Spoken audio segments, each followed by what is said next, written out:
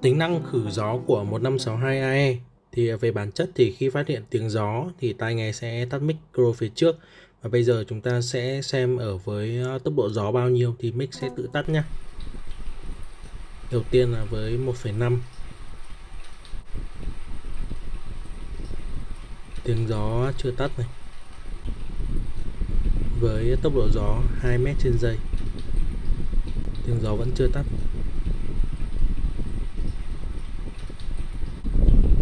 Với tốc độ 2,5.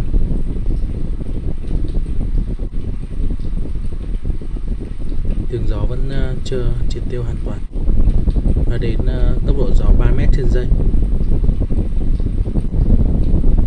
Rồi, tiếng gió đã được triệt tiêu.